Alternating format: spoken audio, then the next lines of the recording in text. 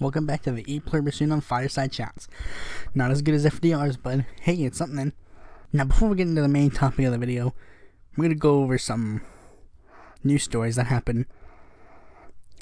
The first one being an interesting one. The NFL banning on-field kneeling during the national anthem. The National Football League changes its policy Wednesday to require the league personnel to stand for the national anthem. Players must stand and show respect for the flag if they are on the field, and if they refuse to stand for the anthem on the field, their team will be fined. Now, there's a word for this. There's a word that I have to describe this, but I don't know what it is. Oh yeah, that's right. Bullshit. Because, well, there's no, it's paid patriotism. This topic's been covered a lot on talk shows and other YouTube shows, and even by Jesse Ventura himself, who was a soldier, and he feels that it is really insulting that rather than just respecting him because they're respecting him, they're being forced to, and like that they're treating he's basically saying that it's treating him like a big joke, like, oh, our service didn't actually matter because, and Ventura has even stated that if he had the chance, he would stand by Kaepernick and all the other football players kneeling by joining with them, as he feels that this is like bad. Like, in my opinion, blind patriotism or paid patriotism is bad as well. I mean, during my graduation rehearsal that I had a while ago, when I was like, everybody say the national anthem, I didn't say it. I don't like saying the national anthem, even though I can say the whole thing word for word in my head. It's pretty much brainwashing your children. You standing up for the pledge. You can, if you want to say the pledge on your own time, go ahead. I'm not stopping you, but don't force people to do it. I actually have a friend who had this whole encounter where she didn't want to say the pledge, and I believe she was ostracized by the teacher. She had to get the principal involved, basically saying, hey, you know, we have this thing called the First Amendment, right? That basically says they don't have to do this if they don't want to. But, like, if I had the chance as president, I would get rid of the Pledge of Allegiance altogether. Because we don't need it. Because it's just ludicrous. The fact that, there's another country that had their kids say this anthem that was like, I love our flag, I love our nation, I love our leaders, and blah blah blah. You know what country that was? Nazi Germany. Everybody throws like the Nazi thing around everybody. So why don't we throw them out of this? Call this thing Nazi imagery. It is. It's pretty much Nazi imagery. Now, on to a more hilarious note. Jimmy McMillin has decided to run for the New York governorship in 2018 under the Rent is Too Damn High party. Now, for those who don't know who Jimmy McMillin is or what the Rent is Too Damn High party is, it's basically a party that feels that rent in New York is, well, too damn high. They believe this and want to help with this through social welfare and lowering taxes. Jimmy McMillin is a popular internet meme. He's like a very popular meme. So he has his notoriety, but he the big reason why I'm actually kind of ecstatic about this is because McMillin dropped out. Like, he not just dropped out, but he like said he was retiring from politics altogether, and that he would no longer be a active politician. So I'm kind of ecstatic that he's like stepping back in the ring of politics, because satirical candidates, I feel, are like important, much like normal politicians. They handle their situation right. They handle and explain that the views of the American people are just, they show that it's a ridiculous horse race. Sorry if a few seconds ago things were, I was just testing out my mic and see how the audio was picking up on Audacity. Now on to the next story, which is actually kind of tragic. Trump cancels summit with North Korea's Kim Jong-un, warns the military is ready. Now, do I approve of this decision? No, I don't. I feel this decision is bad. It's like, Trump, we were going so well with North Korea. That would have been the one bone I throw you when I inevitably rank you in my president's ranking list. It's just, you need to understand that you could have done the one thing that other presidents couldn't have. Bring peace with North Korea. Make it so that they don't actively try to kill us. But you're ruining it.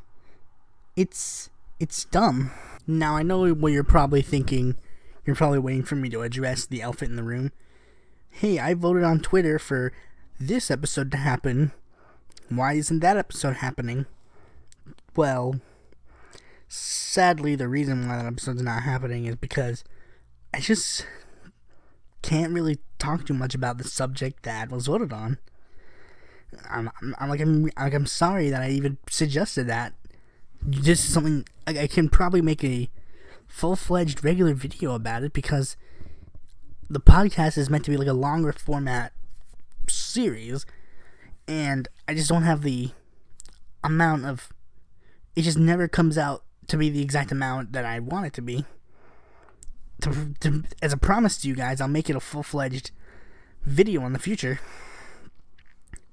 But for now, next we're going to go over a topic that is relatively strange. But first, I gotta go over the party. Now, the party that I'm going to go over is actually a rather interesting one. You're all going to get a kick out of this. You're just going to, like, I'm literally going to tell you what it is, and you're going to laugh.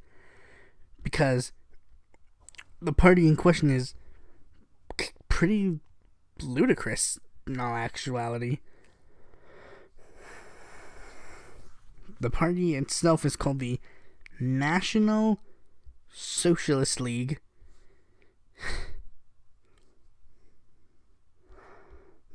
Now, that of course that makes you think, wait a minute, why would I think Nazis are funny? Well, this particular Nazi party is interesting because, let me read you its ideology. Its ideology is Nazism, white supremacy, gay rights, and homo nationalism. It's a neo-Nazi group for gay people. Well, to be fair, I guess it's good that it's equality at its finest. Gays can be Nazis too. It is known for being around Los Angeles, Los Angeles, California, and had a newspaper called the NS Mobilizer, and is known for advertising in gay magazines like Drummer,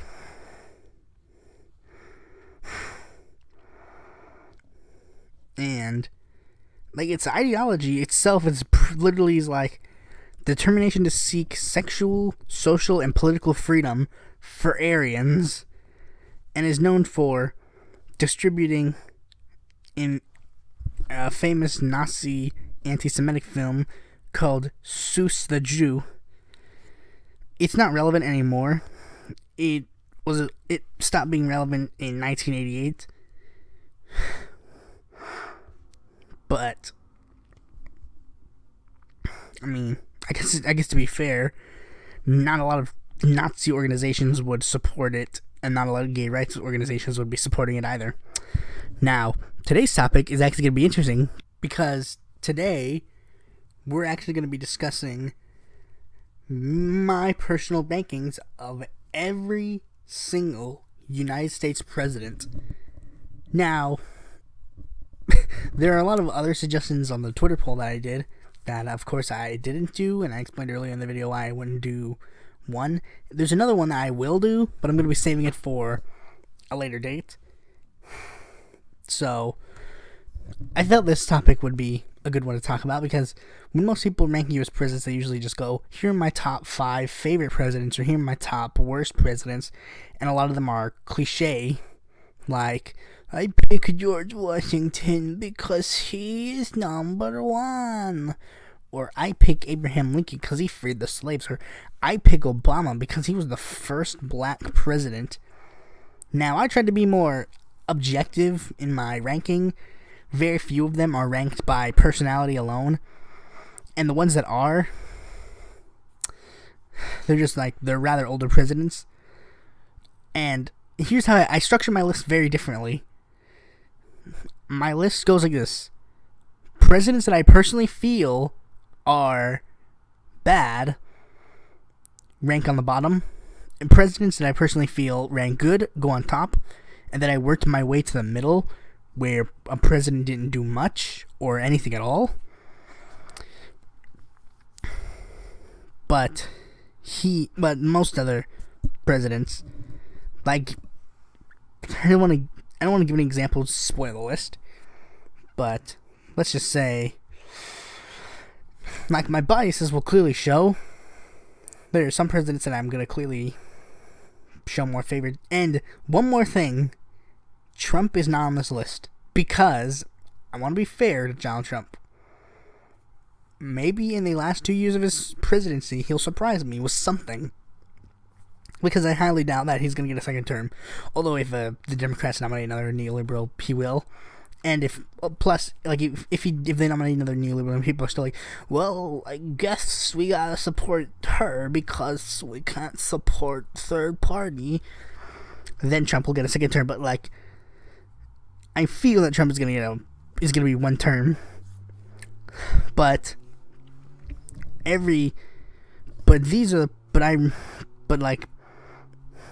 okay, so let's start with my personal least favorite president. Kicking it off at number 43, we have George W. Bush. Now, George W. Bush, I feel that he's a bad president because of the Iraq War, the Patriot Act, his handling of Hurricane Katrina, the subsequent NSA surveillance to the Patriot Act and the Iraq War, many of the Bush tax cuts that led to the Great Recession, and the fact that we are feeling a lot of the pushback of George W. Bush's presidency to this day. Like, many people I've been hearing recently describing, like, George Bush as, like, being the last dignified president, the one that is great, and how he brought dignity to the Republican Party. That is bullshit, because he was bad, just like Donald Trump. He is basically Donald Trump's dad, except the only difference is Bush didn't leave Donald Trump. Well, I mean, actually he did, because George W. Bush and George H.W. Bush both voted for Hillary Clinton. Now, Now, just because he's a Republican doesn't mean he gets low on the list. There are a lot of there's spoilers. There are going to be a bit of Republicans that are going to be actually higher on the list than most others.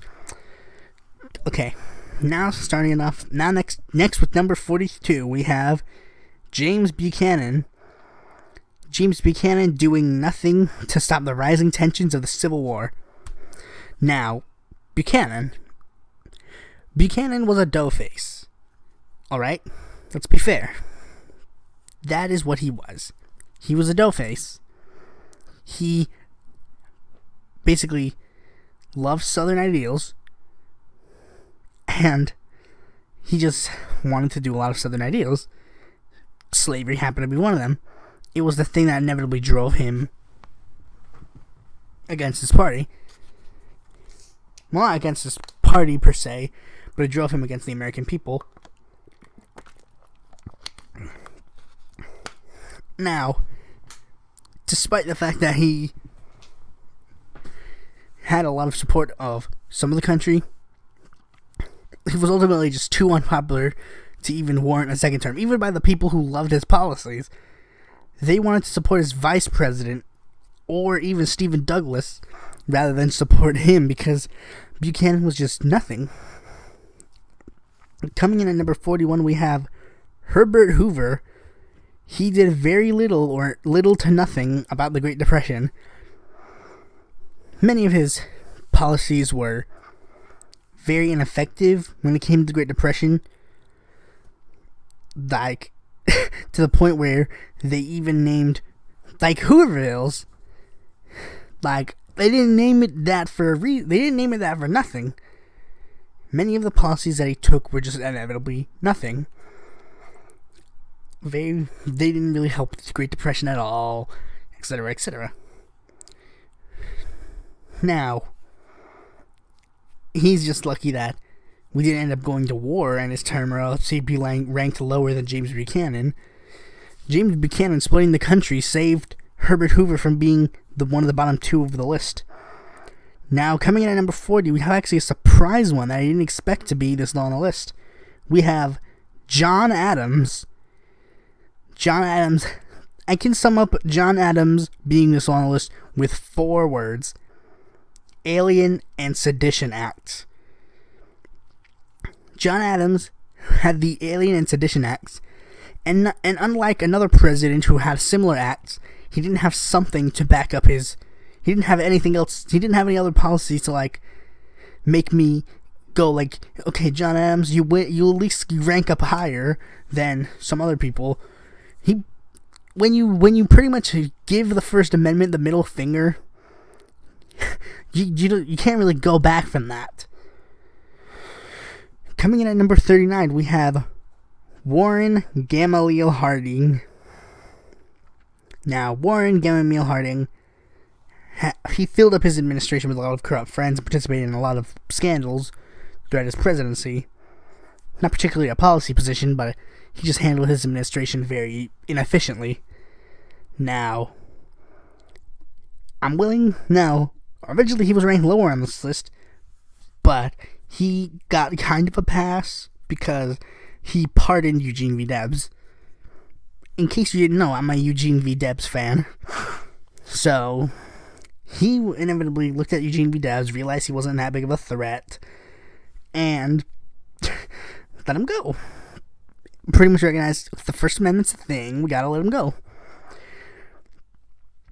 Unlike another president on this list, we'll be getting to him in a second. Well, not a second, but we're gonna be getting to him.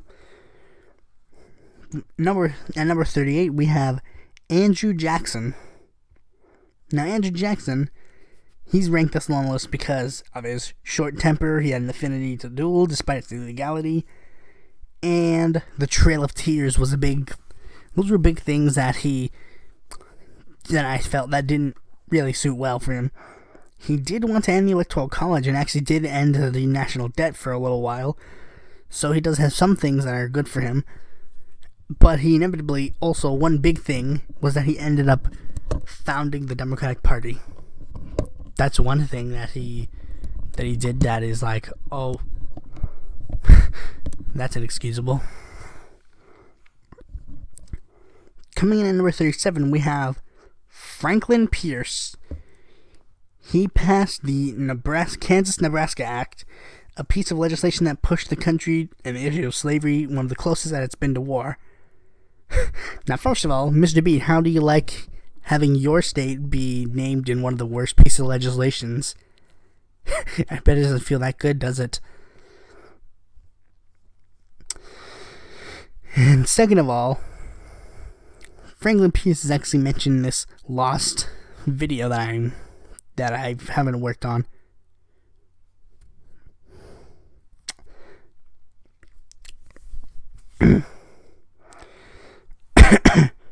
Sorry, my throat's a little hoarse.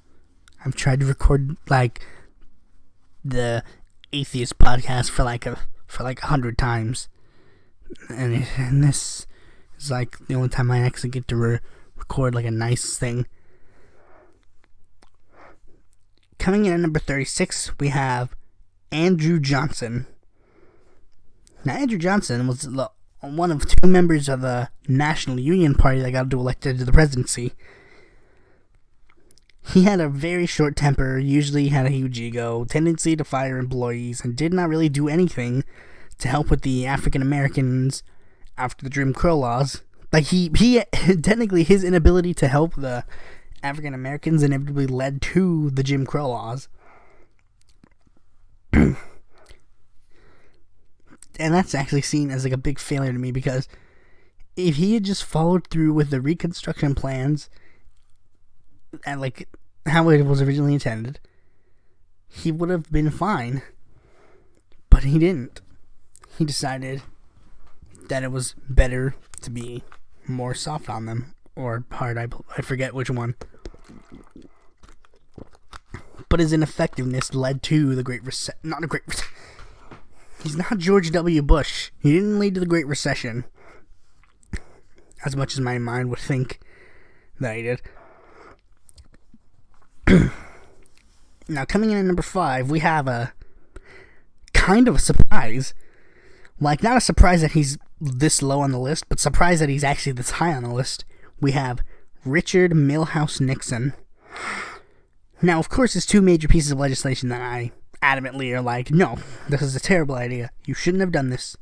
Shameful, Mr. Nixon. Were Watergate and the war on drugs. Like, nobody can deny Watergate was a terrible idea. It was a terrible thing. And the war on drugs, many people agree, was abysmal. He started the war on drugs to begin with, which pretty much made martial law in the United States. But it gets bumped up from being... Because when I originally made this list, he was like really low on the bottom. But it was thanks to learning a bit more about the other presidents and learning a bit more about Nixon's policies that led me to actually put him this high on the list. Many of which being the EPA, he eased tensions with China, and eventually pulled out of Vietnam. His pullout game won't strong. I give credit where credit is due.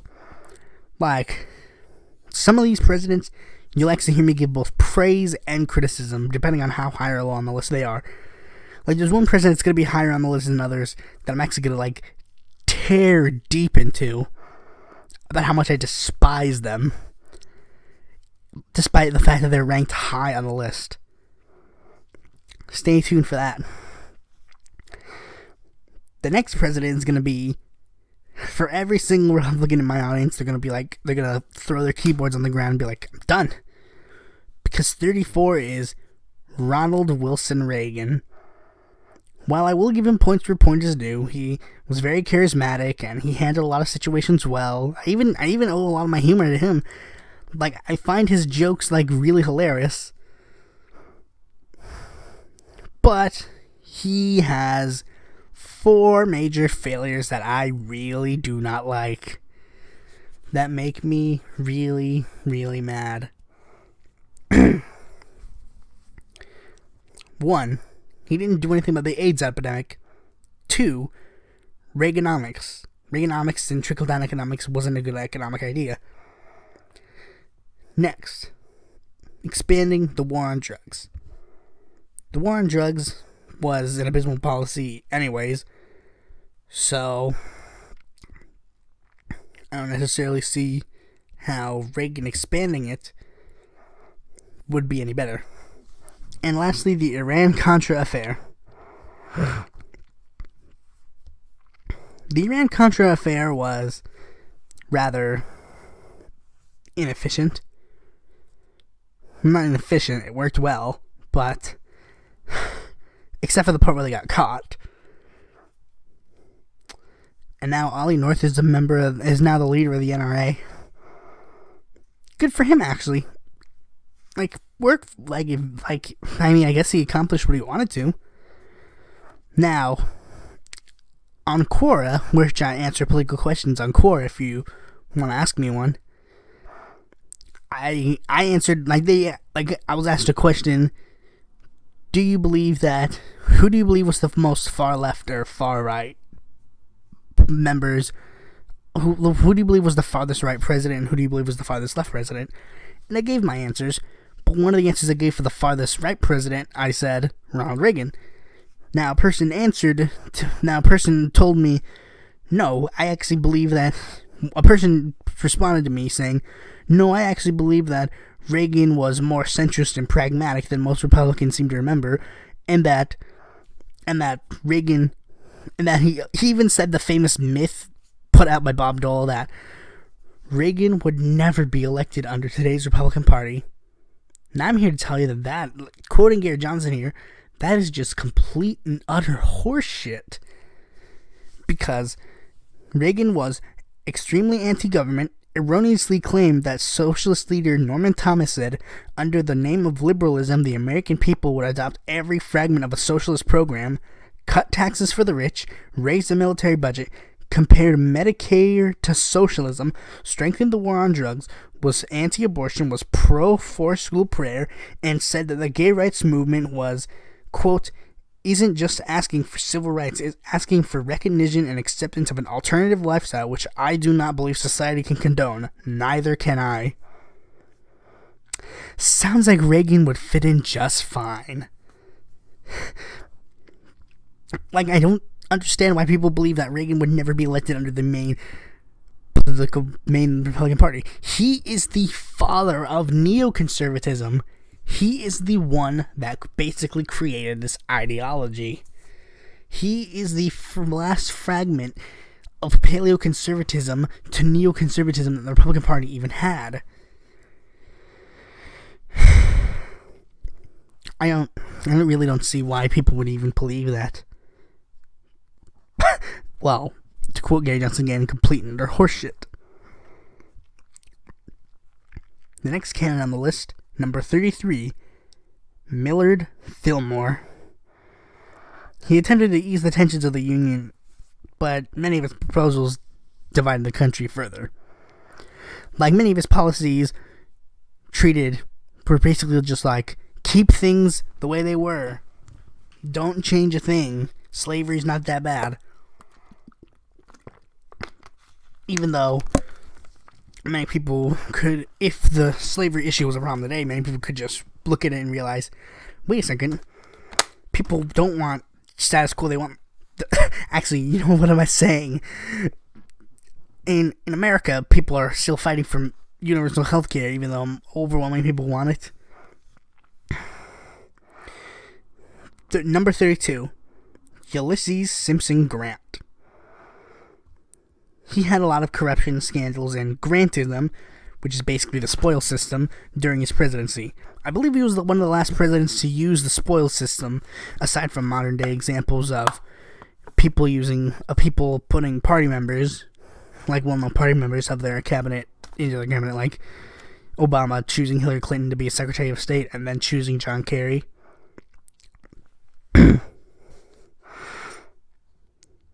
Number 31, William McKinley. He fought for the gold standard and started the American Empire. Like, if you know me, I'm more of a... This will give you a hint of my season finale for this year's podcast of, you know, who I would have voted for in every single presidential election. I'm more of a bimetallism and printed money kind of guy. I believe inflation isn't that bad of a thing. It just needs to be controlled if you can. But people who know me know that I'm extremely anti-interventionist. And even with presidents I like, it's like the one thing that I didn't like of them being the fact that they were interventionists.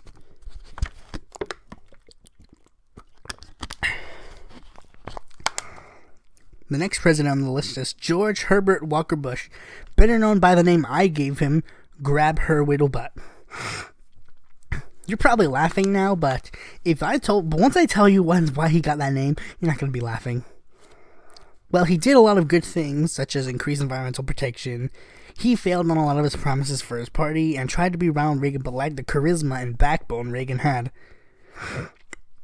For all the crap I've talked about Reagan, I will say he was very charismatic and he was very backboned. George Herbert Walker Bush was not. Especially considering we all know about the famous lie, read my lips. No new taxes. When you make that promise, people expect you to keep it. Especially considering not giving people taxes is actually not that hard to do. Even if you just want the economy to fail, you could just do that.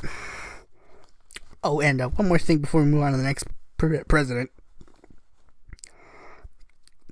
The reason why I call him Grab Her Whittle Butt is because he possibly groped 9 women, one of whom happened to be 16 when he did it. Now, these are all alleged claims, so I'm not going to hold him too accountable to this, but the fact that an apology that was given by his staff said, no, well, we're sorry, doesn't really make it seem that he didn't do it. They basically said, we're sorry that it happened. It's like, oh, so I guess he did do it. Number 29. Rutherford B. Hayes. He fought for the gold standard, ended Reconstruction, and fought against unions and tried to help Native Americans by assimilation. Now, that's not I already said how much I like Eugene V. Debs, so you probably know that I'm a union guy. I listen to songs like Solidarity Forever and The Red Flag on my free time. You know, like Solidarity Forever, Solidarity Forever, Solidarity Forever, for the union makes us strong. You know, I listen to that song a lot. Cause all the songs from the International Workers of the World songbook, Little Red Songbook, it actually is really good. You should listen to them. Even if you're not like a left-leaning person like me, you'll agree that these songs are really good. My favorite ones being Solidarity Forever, The International, and The Red Flag. They're all three really good. Number 28, John Tyler. While he annexed many states into the Union, he favored forced assimilation, favored slavery to the point where he even joined the Confederate States Congress, and didn't even fight for the platform of his party. He was elected under the Whig Party, but fought for the Democratic Party's ideals. So he couldn't even stand up for the issues of his party. So much so that he was even expelled from the party. He's literally the only other independent that was even president. And of course it wasn't even by choice. He was expelled by his party. You gotta be really bad if your party expels you. Number 27, Martin Van Buren. He accomplished very little during his presidency, mostly attempting to appeal to both Southerners and Northerners by not pushing either side of the slavery issue. Okay, this is going to be a spoiler for a video that I have planned in the future. As you see, I have videos planned for the future because if you go to my channel, you'll see that this channel has been open for a while and I haven't posted anything until now because this channel took a lot of preparation to do. because I was just waiting for my snowball mic, which I have. Now, the Constitutional Union Party is going to be not a whole video to itself, but it's going to be in my top 10 third parties pre-1900 video. And they're going to... They talk about how, like, in order to keep the Union together, we need to fight for not fighting for the slavery issue. It's like, guys, doing nothing led to the problem.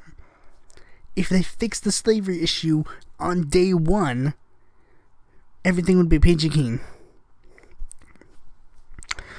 Okay. Next president. Number 26. Gerald Randolph Ford Jr. He dealt with a recession, supported the Equal Rights Amendment. He dealt with a recession, pardoned Richard Nixon, but overall didn't really do much in his presidency. Ford was rather bland. Dealing with a recession is not particularly a bad thing. Every president has to deal with something. And supporting the Equal Rights Amendment was good. But like I said, he pardoned Nixon and overall didn't really do much in his presidency. And he even kind of has like the disadvantage of being the only president in the United States that was never elected. Yeah, think about it. He was appointed, he was elected to his previous position in the Senate, but he was never elected to be the vice president. He assumed the vice presidency after Spiro Agnew was kicked out. And then when Nixon resigned, he got to be president. Then when it came time when it came time for him to run again in 76, he lost. So, yeah, he actually didn't end up winning ever as the president. Now that's not that good of a thing. If you want to, like, there are many people who even have like the debate of like, do some presidents even count as presidents? With this, Gerald Ford would be immediately kicked off that list of being president. Number 25, John Calvin Coolidge Jr. While I'm not a fan of a majority of his policies, you know, he was a libertarian-leaning free market capitalist. I'm a center-left social democrat. But he campaigned for African American civil rights, Native American citizenship, and had a hand in fixing many of Harding's scandals. I have a brother-in-law who's like a real big fan of Calvin Coolidge, and I was actually kind of shocked. I expected him to be like, oh, I like Ronald Reagan, because he's like a typical Southerner who calls Bernie Sanders a socialist. But I was actually really shocked that he knew enough about presidents to actually know that he supported Calvin Coolidge's positions. And I mean, if you like Calvin Coolidge, it's fine. If any of your presidents, by the way, if any of your presidents don't make it on my top list, that's fine. You can like the ones. In fact, I'd actually encourage you to post your full president list in the comments below. Mr. Beats excluded because I already know his top. He's excluded from posting all of them. I only gotta see the middle of his list. I already know his top 10 and his bottom 10, so I only really need to see the middle.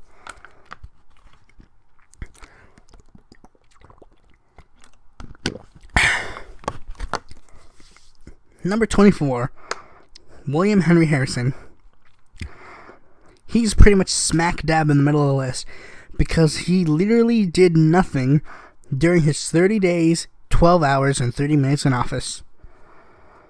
Next, James Abram Garfield. Though his administration was short, his accomplishments include fighting for the civil rights reform and planning to abolish the spoils system. Now, like I said, he didn't accomplish many things during his presidency since it was cut short. That should be another topic. Presidential assassinations. I'm gonna make that the topic of the next episode. Presidential assassinations. Be on the lookout for that one. We're gonna go over the 4 major assassinations of the presidency and the 1 rumored assassination for the next episode. Be on the lookout for that.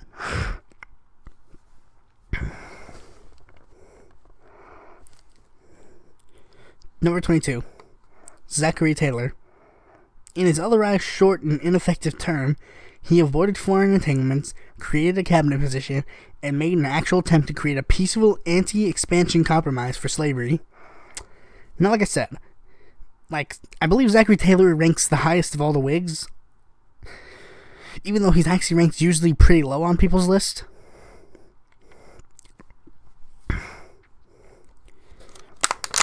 But, I mean, I feel that he's rather decent when it comes to being a president.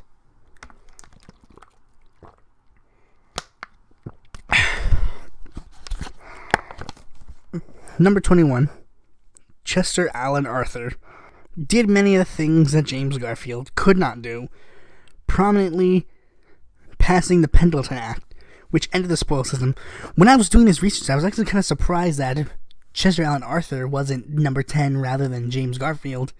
You could have at least lumped them together, Mr. Beaton, because they pretty much fought for a lot of the same ideas, it seems. Number 20, Stephen Grover Cleveland. He had a non-interventionist foreign policy, but also fought for the gold standard and against the Pullman strike. Now, Stephen Grover Cleveland, or just Grover Cleveland, he has kind of a bonus thing in my head about him being the 22nd and 24th president of the United States. It's kind of that's an interesting accomplishment, especially considering his wife was like, "Save our seats, we'll be back next time." I give him points for that. It makes people be like, Benjamin Harrison must have been really bad if you're literally like, "We hate you, Grover Cleveland, we're voting you out." Okay, on second thought, maybe we'll bring you back in. I mean, Benjamin Harrison's not that bad to me, but...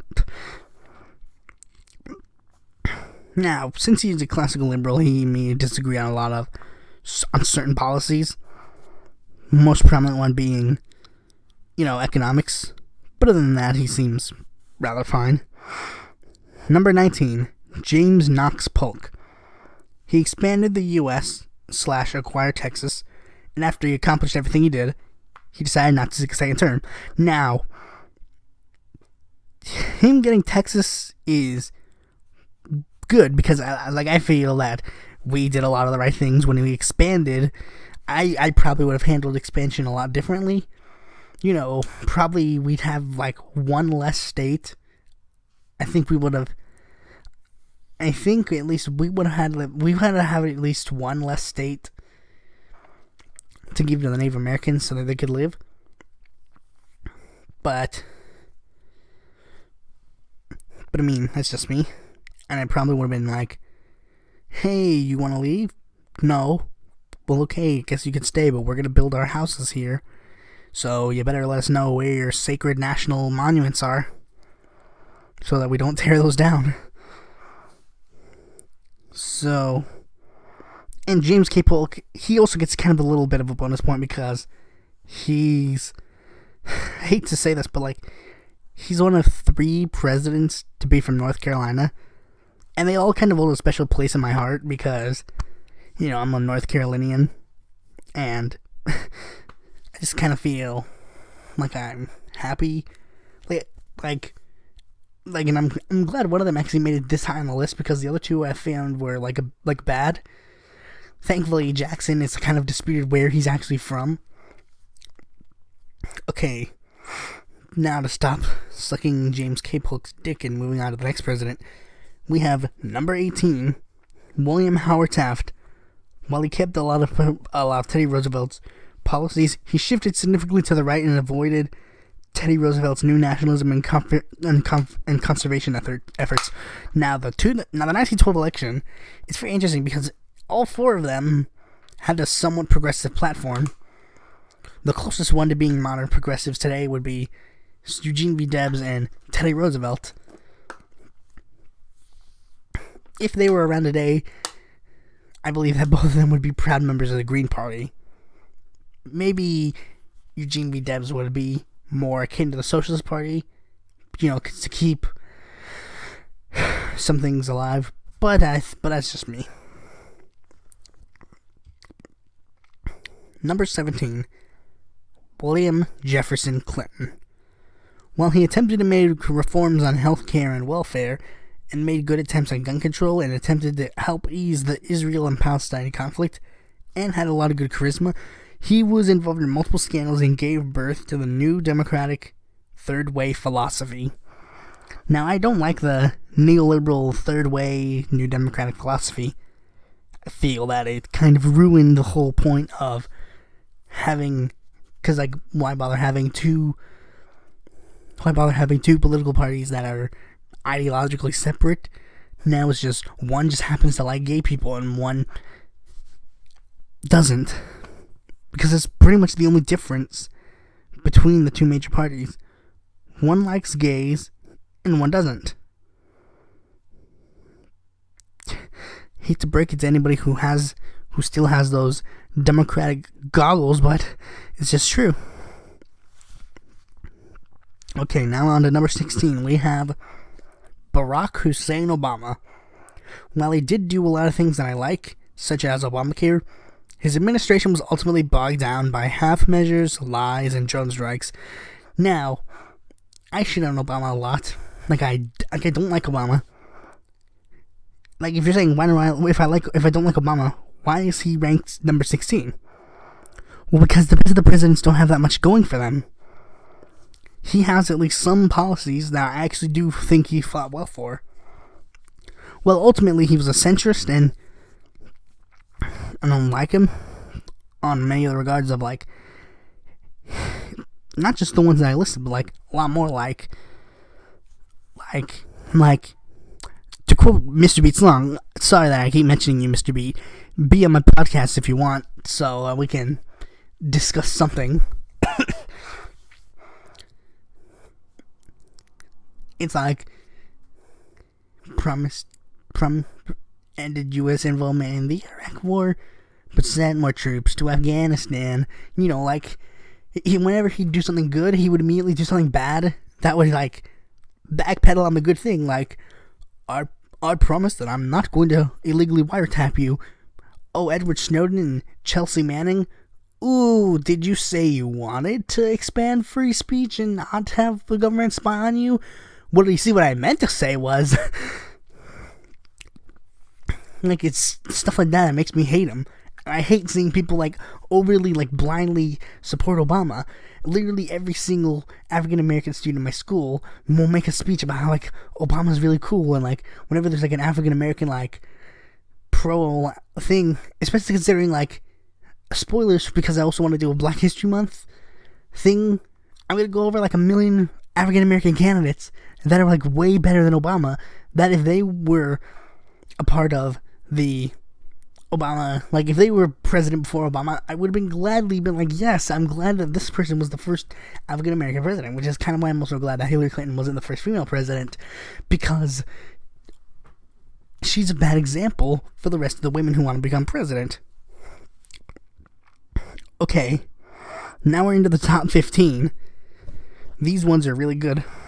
These are the ones I kind of like a lot more than the others. When I get to the top 10, you're going to see, like, ones that I actually like a lot, a lot more. Number 15, James Earl Carter Jr.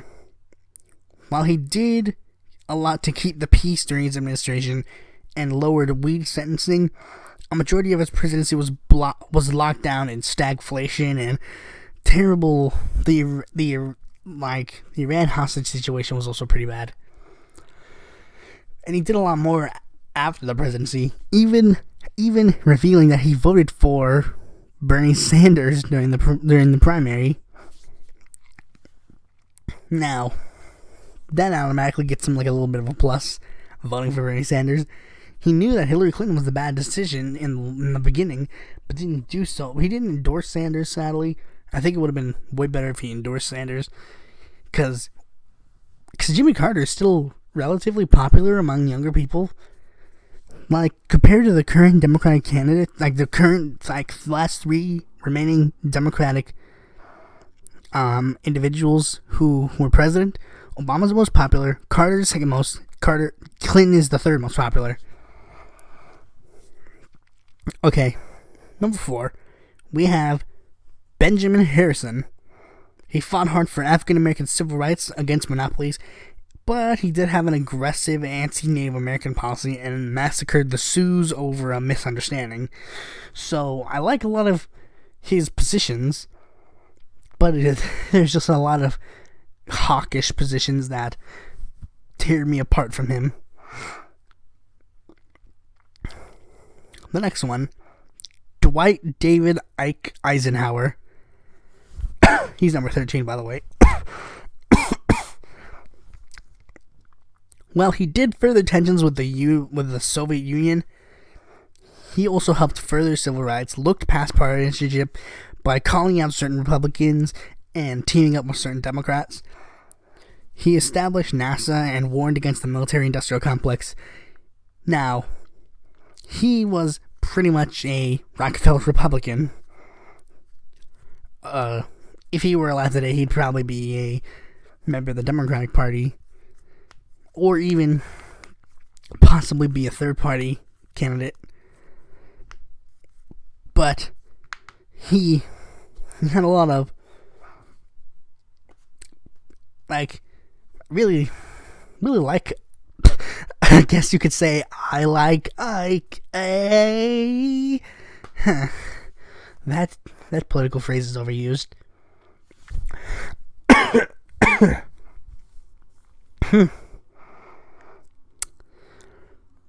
Number 12, which is actually also kind of surprising, we have Thomas Woodrow Wilson.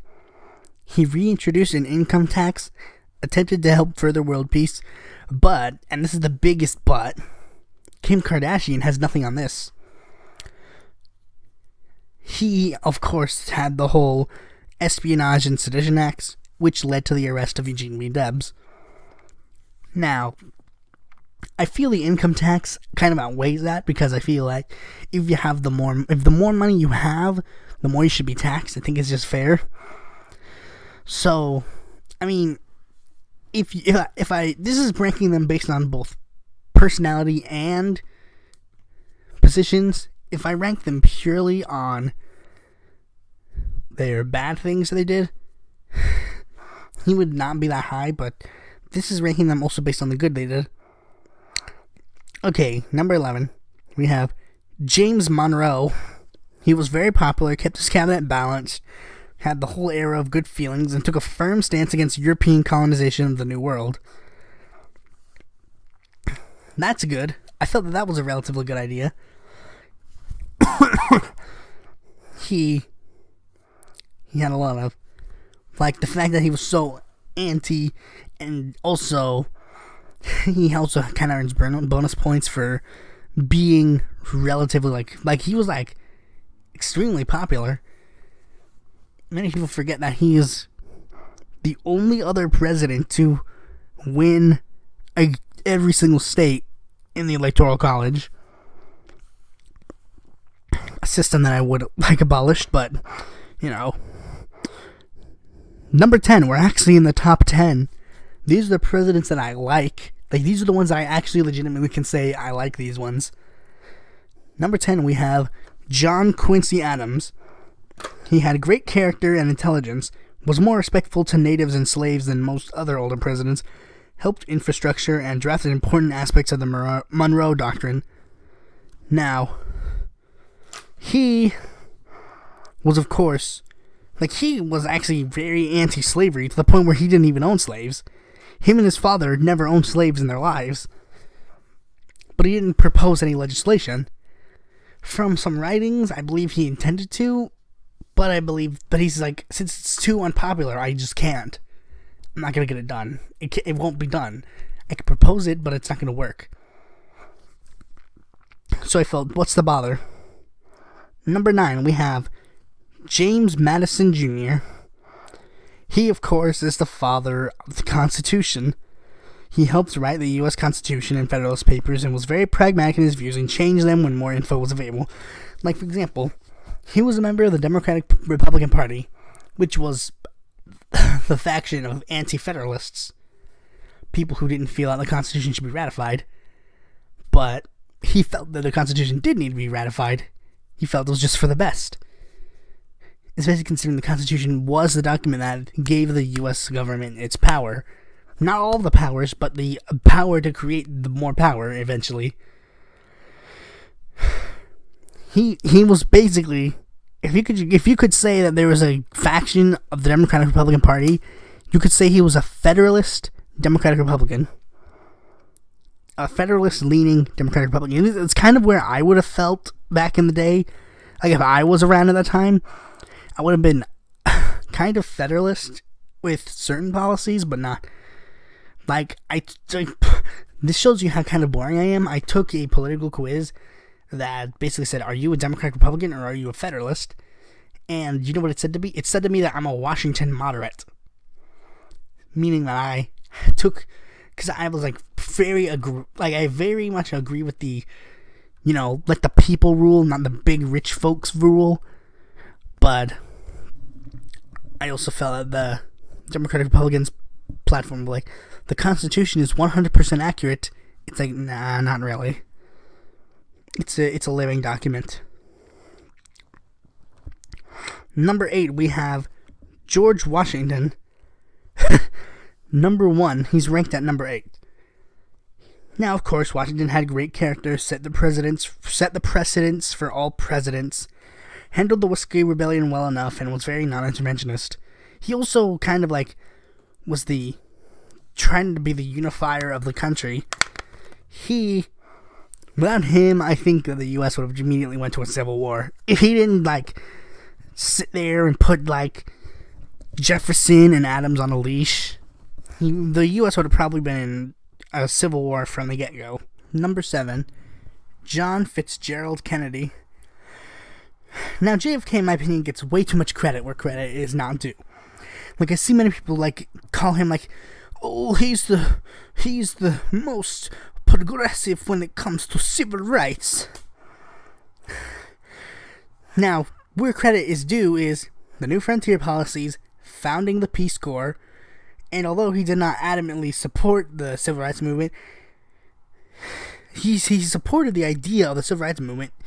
He was open to them being, free to have their rights, etc. But he did not pass any major legislation for the Civil Rights Act except for abolishing the poll tax, which, of course, that's one tax I believe should be abolished. You should never have to pay a tax to vote.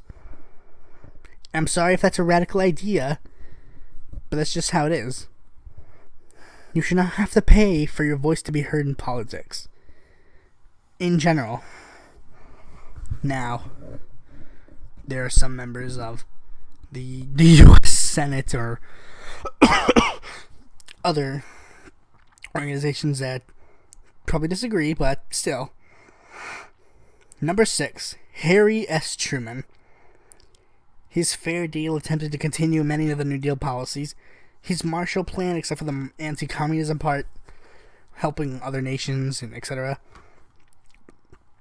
The Berlin Airlift and him inevitably creating the United Nations, I feel, were good policies. Now we're moving on to the top 5. Now these top 5 are my favorite presidents. If I could create my own Mount Rushmore, these were the ones I'd put. I mean, it really only adds 2 to the currently existing one. I mean, I'd still probably keep George Washington on mine just because of how important he is. Number 5, Abraham Lincoln. He, of course, freed the slaves and attempted to put partisanship aside to unify. Now, even though he didn't necessarily plan to free the slaves, that wasn't really his intention. He was actually more pragmatic, more of a moderate when it came to slavery issue. But when there was inevitably time that he had to do it, he did it. Number 4, Thomas Jefferson, the apostle of democracy. He inevitably did the Louisiana Purchase, blocked the slave trade in 1806, and fought extensively for civil liberties and secularism, which leads to me possibly speculating that he's an atheist, which makes me kind of cool about him. But this is where my civil libertarian side shows, because this guy is seen by a lot of people to be like the guy who protects the civil liberties of the individual to the hardest. Out of all the U.S. presidents, I believe he would be the most adherent to libertarianism. If he were around today, he'd definitely be a member of the Libertarian Party, and he'd probably be like their nominee aside from Ron Paul, because he's just so adherently civil liberties. Now the top 3. This is a list that's usually saved for very high-ranking officials, and these guys are high-ranking in my opinion. Number 3, we have Theodore Roosevelt Jr., a progressive conservationist with a lot of charisma, and when his party couldn't get anything done, he decided to leave and make his own. He is basically the modern-day progressive. He is great. He's a progressive Republican, which, of course, we don't see many of those around today. Now, I believe that he had some bad things, like his foreign policy wasn't that great. But overall, his presidency was really good. Number 2, we have Lyndon Baines Johnson. Good old hey LBJ, how many kids did you kill today? He of course signed the Civil Rights Act. His Great Society programs, which were, of course, Medicare, Medicaid, the war on poverty, and the fact that he expanded NASA. And his super gun control, he was I believe the first major U.S. president to have truly big gun control laws be put in place. There could be another one, correct me if I'm wrong, but his form of gun control is very simple. Do you know how many deaths we have now with gun control, and how many deaths we have involving gun deaths, and how gun control laws haven't been strengthened? 0. Do you know how many deaths it took for LBJ to sign gun control legislation? 3. RFK, JFK, and MLK. 3 people. It took 3 people for LBJ to make gun control laws. Alright then. And finally we have number 1, which is, of course, Franklin Delano Roosevelt. Of course, my favorite things about him are the New Deal policies, doing his best to help us during World War II, and being the closest to a social democrat that we've had to all presidents. Now, FDR is usually ranked as number 3 on most polls, which, I guess is fair if you're an individual who just doesn't like FDR's policies that much, but you can't deny it has results. Even if you say that the Great Depression was lengthened by the New Deal policies, what was Herbert Hoover's plan doing? Getting us nowhere. He did something. He even had bigger plans for the future, including guaranteeing everybody a job. Look it up. FDR's Second Bill of Rights. Some of his ideas may have been more radical than mine, but you can't deny he got results done. And by the way, he's also a huge figure for the paraplegic community due to the fact that he couldn't walk. And of course he didn't let that stop him. You think he let that stop him? Of course not.